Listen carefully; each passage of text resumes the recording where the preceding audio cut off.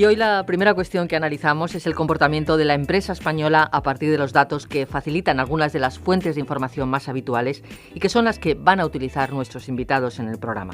De forma resumida, les adelantamos estas fuentes. En nuestro país son el Banco de España, el Instituto Nacional de Estadística y el Registro Mercantil. Las instituciones que facilitan estos datos internacionales son el Banco Mundial, la Organización Mundial del Trabajo, OIT, y el Informe de Competitividad que elabora el Foro Económico Mundial.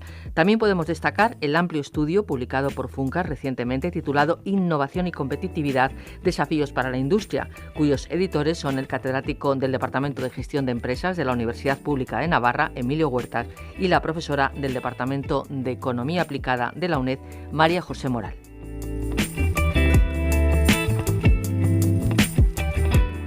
Para acercarnos a esta radiografía económica de la empresa española, vamos a contar con la participación ahora en Sin Distancias de los profesores de esta universidad, de la UNED, José Manuel Rodríguez Carrasco, catedrático de Organización de Empresas, y Víctor Martín Martínez, que es profesor en este mismo departamento. Buenos días, gracias por acompañarnos. Hola, buenos días. Muy buenos días.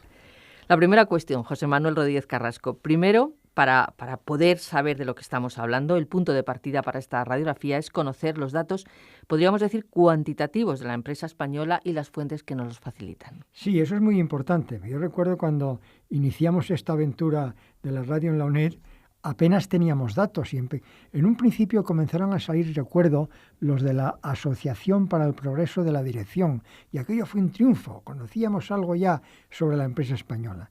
Después, con el paso del tiempo, tuvimos esa gran fuente de información que continúa todavía, que es la Central de Balances del Banco de España, que aporta muchísima información en varias vías.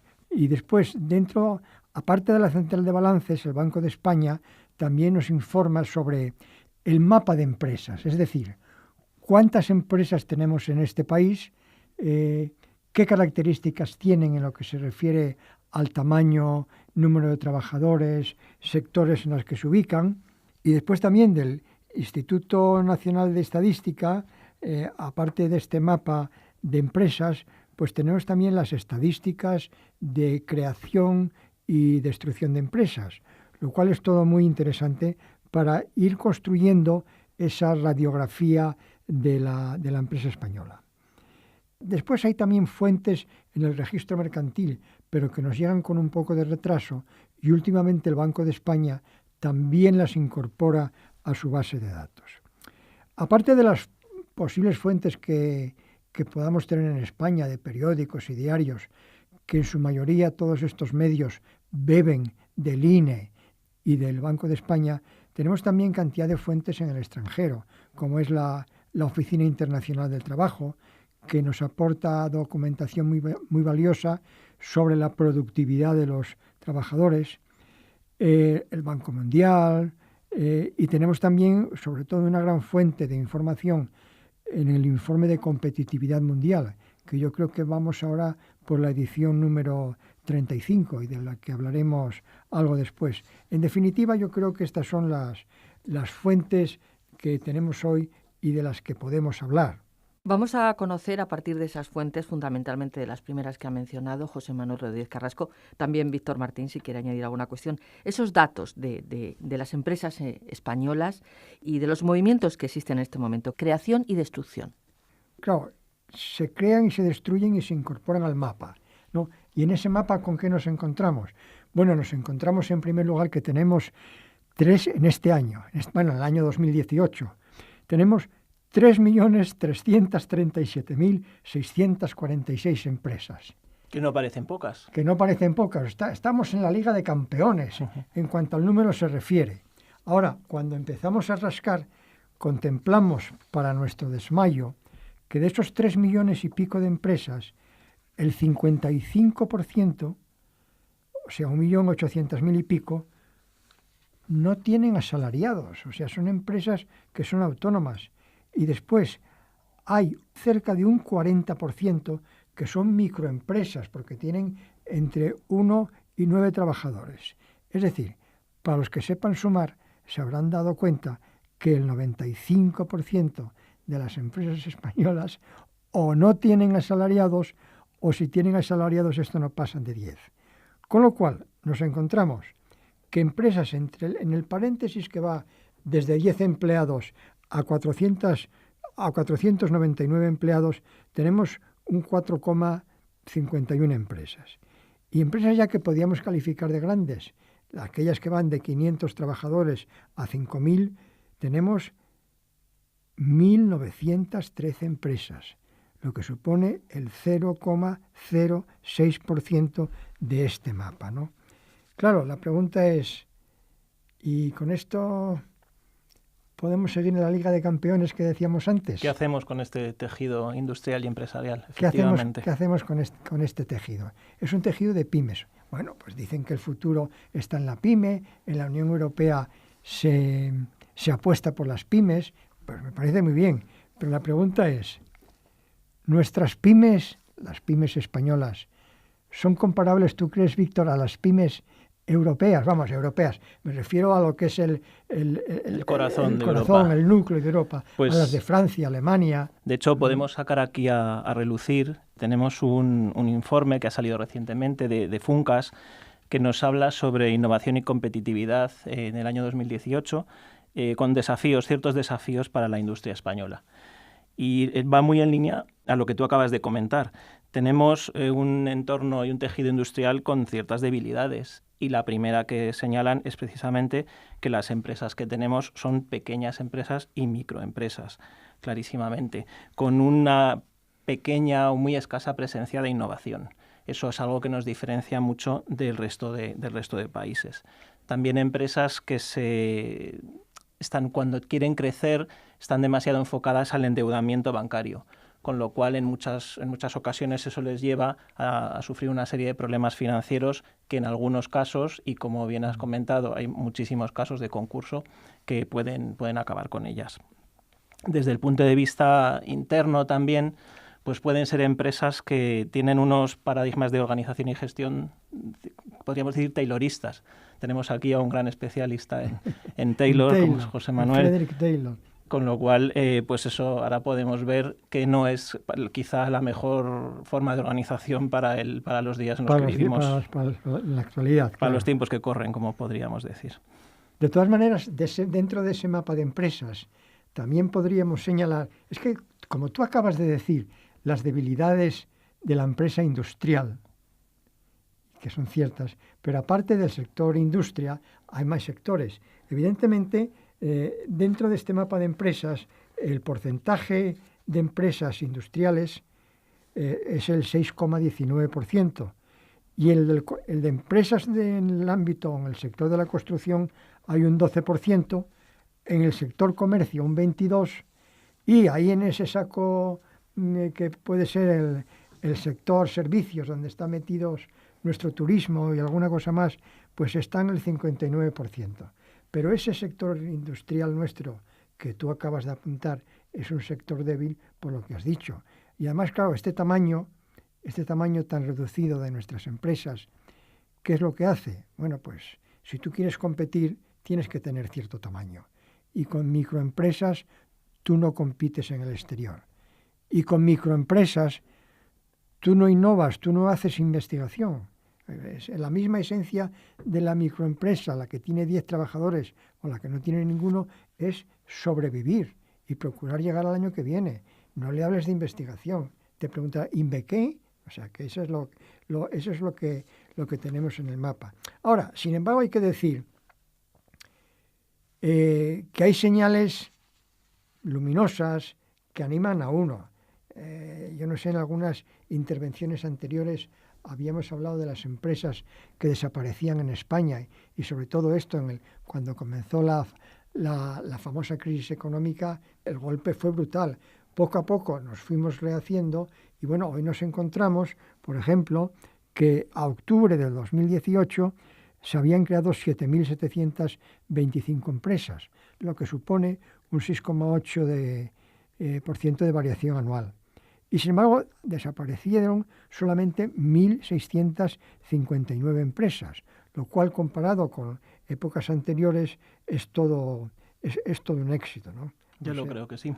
En el caso de la crisis podemos también volver al informe de Funcas que he mencionado anteriormente, porque han analizado que en 2016 se había conseguido ya retomar los niveles de producción que había en 2007, es decir, casi una década. Pero, sin embargo, comprueban o constatan que no se ha conseguido remontar el número de empleos, que sigue habiendo en el sector empleo, en el aspecto empleo, pues unos por la deslocalización o por importación de países en vías de desarrollo. Si bien la producción ha conseguido situarse a niveles anteriores, el empleo, desde luego, no ha conseguido remontar. Y también es interesante, en lo que comentábamos anteriormente sobre los sectores, que si bien se considera a veces que el sector industrial, lo que es la manufactura, puede ser un sector con bajo valor añadido, empleos sencillos y en general poca innovación, pues lo consideran un mito. Concretamente Emilio Huerta, que es el editor de este libro con María José Moral, consideran que es un mito y que en realidad sí que es un sector que debe tener innovación. Lo que ocurre es que hay que proteger el conocimiento industrial, que está algo desprotegido ahora mismo en nuestro país. Un país que no tenga un buen sector industrial o sobresales en otros sectores punta, como puede ser información, biotecnología, pues cualquier sector de estos que llevan el prefijo bio delante, o si no tienes que tener industria. O sea, miremos, después analizaremos quizá en el informe de competitividad mundial cómo los países más competitivos del globo tienen industria y tienen una industria fuerte y una industria próspera, ¿no?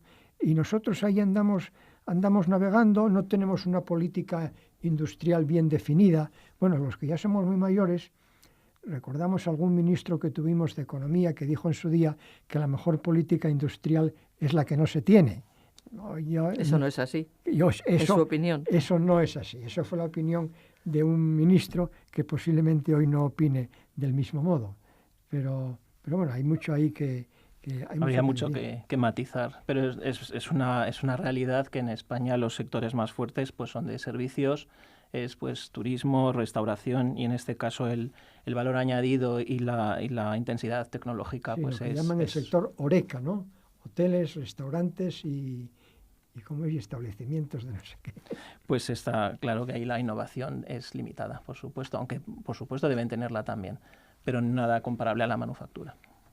Yo quisiera también hacer, no sé si ya hablo demasiado, pero la última chispa de optimismo viene en algo que ahora aparece también en las publicaciones del INE, y es algo de lo que se habla muy poco, y es lo que se llama el índice de confianza empresarial armonizado, del que yo casi nunca he hablado. Este último índice que ha publicado el INE es de hace unos días, es del 16 de enero pasado, o sea que tiene mes y algo, ¿no? Entonces esto es una encuesta que se empezó a hacer en Japón, en un instituto, en un think tank de estos, llamado Tankan, y que después el IFO alemán lo copió. Y es una encuesta muy simple, que se hace a 8.000 establecimientos, y se les pregunta al director del establecimiento, podemos tener establecimientos de una empresa, varios establecimientos de la misma empresa, se les pregunta, ¿cómo ve usted el mes que está acabando y cómo encara el mes que viene? Y solamente se pueden responder 3 cosas. ¿Lo veo favorable, lo veo normal o lo veo desfavorable? Bueno, pues entonces, en base a 100, cuando se inició esta encuesta, que fue en el año 2012, pues la última valoración que tenemos es de 132,5 puntos, que está bastante bien. En todo caso, baja una décima respecto al trimestre anterior, ¿eh? O sea que es un chispazo, pero bueno, el chispazo ha quedado ahí como tantos otros. Pero bueno, no deja de ser una nota de optimismo, ¿no? Dentro de esta radiografía, que como vemos es una radiografía muy amplia, ¿qué ocurre a estas empresas? ¿Tienen beneficios? ¿No tienen beneficios? ¿Crean empleo? ¿Cómo se distribuyen sus costes? Y eso es lo que podemos apreciar en la central de balances del Banco de España, que tiene 2 centrales de balances, la anual, que es mucho más amplia y publica datos, pero claro, los publica, por ejemplo, el informe que salió en noviembre y diciembre de 2018, pues publica los datos del 2017, porque mientras que las empresas hacen cierre y envían sus nuevos datos al Banco de España, los envían entre más cercanos a marzo del año siguiente que a enero. El Banco de España tiene que depurar todos esos datos y construir su informe. Entonces lo saca ya en noviembre y diciembre. Y ahí pues tenemos datos de unas 7.000 empresas. Pero existe, por otro lado, el informe trimestral, que se publica cada trimestre y que solamente entran alrededor de 700 empresas. Pero curiosamente, cuando uno examina las grandes rúbricas, tanto de las 7.000 empresas del año anterior, como cualquier trimestre, bueno, el último que tenemos es del tercer trimestre de 2018, pues sorprendentemente, aunque no es una muestra estadística, porque son empresas que voluntariamente envían sus datos al Banco de España, sin ser una muestra estadística, ambas muestras coinciden en los grandes datos, ¿no? Y esos grandes datos, ¿qué nos dicen? Bueno, pues nos dicen que el valor añadido de la producción de estas empresas ha aumentado, que los gastos de personal han aumentado en el 2018 en comparación al 2017, han aumentado los gastos de personal en su conjunto porque ha habido más empleo. Pero una buena cuestión es también que los gastos financieros han bajado para todos y los ingresos financieros han subido. Algunos han subido porque estas empresas pues, son accionistas de otras empresas. En definitiva, tanto en el 2017 como en el 2018, el resultado ordinario neto de las operaciones de estas empresas, pues en el 2017 subió un 13,8% y en el 2018 subió, pero subió solamente un 11,1%. Se ha creado empleo, se ha creado también empleo fijo. Como apuntaba Víctor antes, en el sector industrial sí hay un problema de endeudamiento serio porque las empresas están muy endeudadas. Sin embargo, aquí vemos que la ratio de endeudamiento está bajando algo. ¿Por qué? Porque se aumenta la ratio de patrimonio, se aumenta algo. Y entonces eso, a su vez, baja el endeudamiento. Y dentro del endeudamiento hay dos vías, por simplificar. Hay dos vías para endeudarse. O yo me endeudo pidiendo préstamos a los bancos, o yo me endeudo pidiendo dinero en el mercado de valores o a los particulares.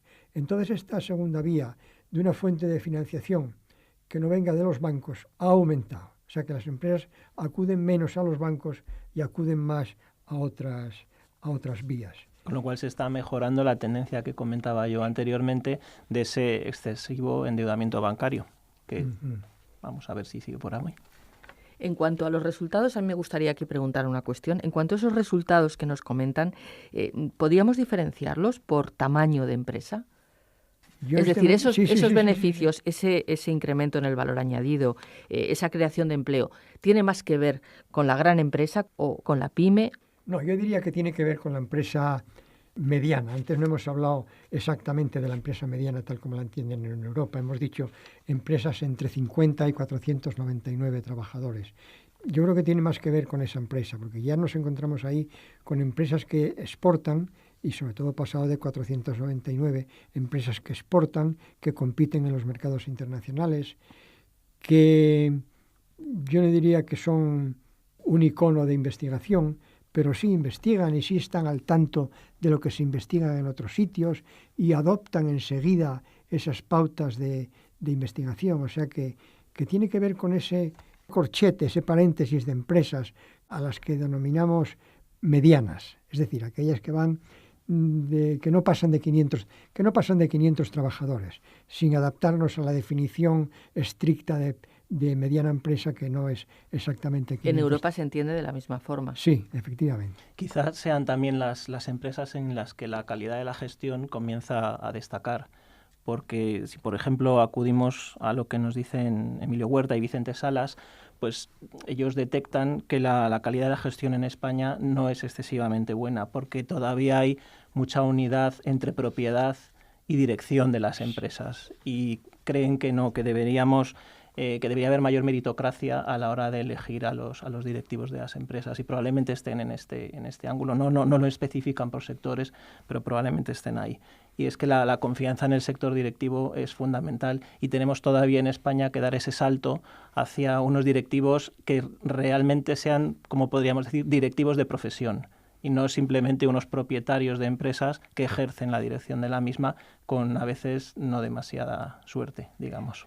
Sí, habría que entender que el incremento en el número de población con título superior en estos últimos años tendría que ayudar a mejorar estas cuestiones. Sí, tendría, ¿no? Y eso lo apunta yo creo que el informe de competitividad, ¿no? Pero hay también otra cuestión, y es lo que algún famoso economista ha calificado a España como un capitalismo de amiguetes. O sea que si vemos las pirámides empresariales, pues lo que dice Víctor es cierto, se está incorporando a la pirámide empresarial, no a la cúspide, sino a la pirámide empresarial, ya un poco hacia arriba se está incorporando pues una nueva cohorte de gente bien formada. Pero en la cúspide, donde se toman las decisiones, donde están los que están sentados después en los consejos de administración, ahí funcionan mucho las cosas por amistad, por conveniencia, por vínculos, incluso vínculos familiares y a veces hasta amorosos. Y bueno, ¿qué consecuencias sacamos? Pues de nuevo comparándonos y decimos, bueno, pues esta empresa nuestra, querida empresa, es competitiva, es productiva, qué grado de productividad tiene, cómo se mueve en ese ámbito europeo, ¿no? El de la productividad y de la competitividad. Y no sé si tú, Víctor, eso lo tienes más. Sí, sin duda. Lo más actual que tenemos serían los informes del World Economic Forum, sí, con el Global Competitiveness Report y Index, concretamente lo llaman. Y ahí, bueno, hay toda una serie de países. Y por hablar de España, pues entre 140 países, en una valoración global, España estaría en el puesto 26. Bueno, no está mal, digamos que no está mal. Pero si profundizamos más... Hemos estado peor y hemos estado mejor, efectivamente. Pero siempre nos hemos movido alrededor de esa cifra, ¿no? Efectivamente. Claro, ¿qué ocurre? A veces dejamos a Italia atrás, a veces algún año nos adelanta. Italia ahora mismo está en el 31, nos sigue de cerca. Israel va por delante. ¿Quién se nos aleja? Alemania, tercer puesto, por supuesto, de 140. El Reino Unido, octavo. Francia, 17º. Es decir, tenemos una posición digna, pero alejada de los primeros puestos. Pero no has mencionado al Messi de la competitividad. ¿Quién es el número 1? Alemania, por supuesto. En Europa. En Estados Unidos, claro. En el mundo, Estados Unidos. Estados Unidos y Singapur. Estados Unidos, Singapur, o sea, lo de siempre. No cabe duda. Sin embargo, es importante, España, si bien tenemos el puesto 26º, somos los primeros en algo, y es muy importante. En el capital humano, en la cuestión de salud, que es uno de los 12 pilares que el World Economic Forum señala, somos los primeros, con 100 sobre 100. Es decir, es algo en lo que... ¿Qué mide exactamente este pilar? Pues mide la salud de los empleados en general. Pero no solamente la salud física, o sea, no solamente el hecho de que no vengas a trabajar porque tienes catarro, sino salud mental, adaptación a la sociedad. Es un pilar. Cuando rascas un poco los números, pues claro, ellos es el gasto en sanidad, el número de hospitales, todo eso, pero también hay pues entrevistas con empleadores y los mismos empleados de cómo se ven ellos de integración en la sociedad actual. Ahí vamos los primeros, con otros países. Con algún otro. Curiosamente, los países que no están en los primeros puestos, como puede ser Italia o Francia, tienen ahí una valoración más elevada que Alemania o el Reino Unido. Es decir, parece como que contrarresta, cuanto más alto se está, ese es uno de los pilares que va bajando. Por supuesto, hay otros como el entorno macroeconómico, la competitividad, que van muy en consonancia con la valoración global. ¿Repasamos muy rápidamente esos pilares y los resultados de España? Por supuesto. Sí.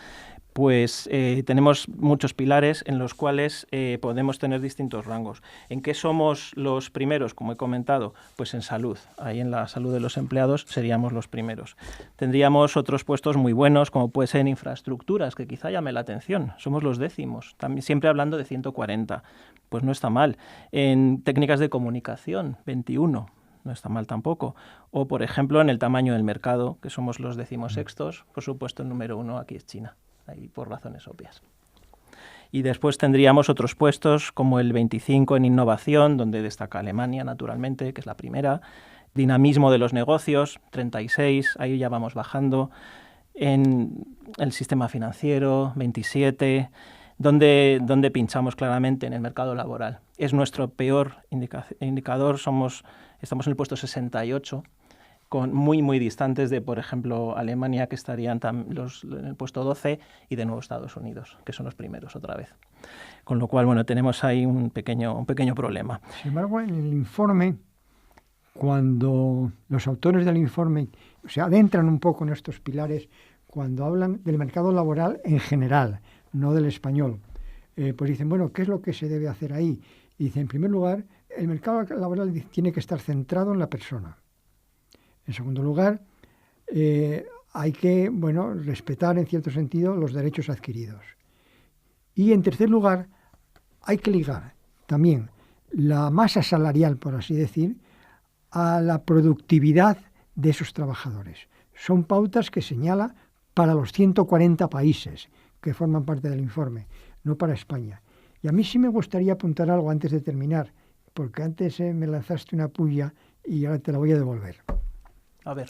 Sí, adelante, porque hablaba él junto con Emilio con Emilio Huerta y Vicente Salas, hablan de que la empresa española no está muy bien organizada, y es verdad, y hablan de que es una empresa taylorista, y ahí es cuando digo yo, es que el nombre de Taylor siempre viene bien cuando alguien quiere denigrar a una empresa, pero no olvidemos una cosa. Taylor dijo en su día, al final del siglo XIX y comienzos del siglo XX, dijo e insistió muchísimo que su revolución no era revolución industrial, como había sido la revolución del vapor y otras revoluciones que vinieron después, la del automóvil, etc. Y lo que dijo él sigue vigente hoy. Y era lo siguiente, que su revolución era revolución mental.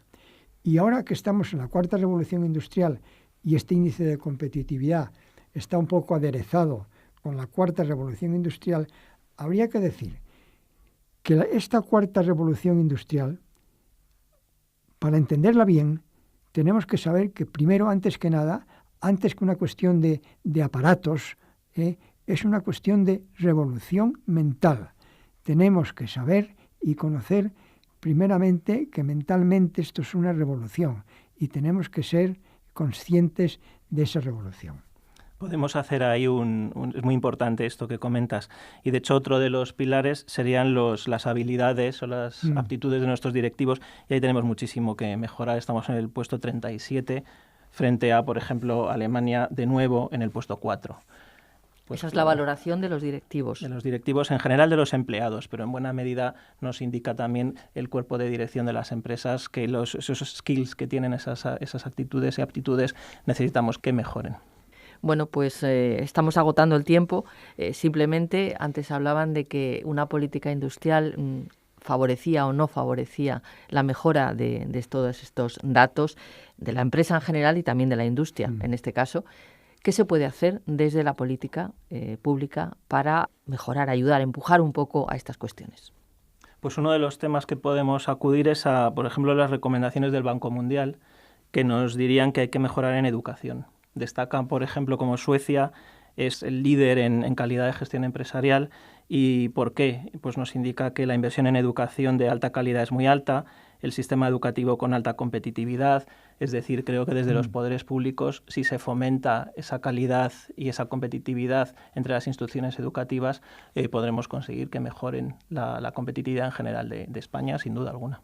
Y después yo creo que también, creo recordar, que Salas y Huerta apuntan también reformas legales, porque hay un momento en que cuando se enfrentan con la cuestión del tamaño, dicen, es que aquí nos tropezamos con una barrera legal, no barrera, sino con un obstáculo legal.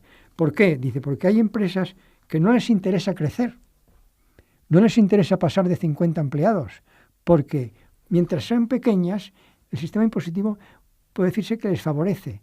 Cuando pasan ya a más de 50 empleados, no les favorece tanto. De manera que si yo, empresario, tengo una empresa con 49 trabajadores, pago mis impuestos, no me interesa tener 52, trabajadores. ¿Por qué?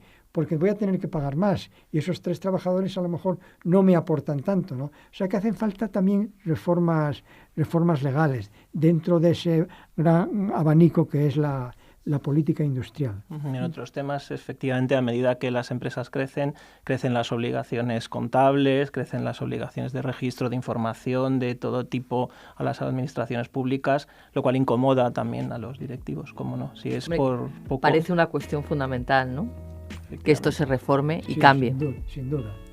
Bien, pues muchísimas gracias. Nos han acompañado esta mañana en Sin Distancias José Manuel Rodríguez Carrasco, habitual colaborador en nuestro programa, es catedrático de Organización de Empresas de esta universidad. Víctor Martín Martínez también colabora habitualmente con nosotros y es profesor en este mismo departamento, Organización de Empresas. Con ellos hemos hablado hoy de la empresa española, de sus principales datos y de sus retos. Gracias. A vosotros, muchas gracias. Gracias a vosotros, adiós y buenos días.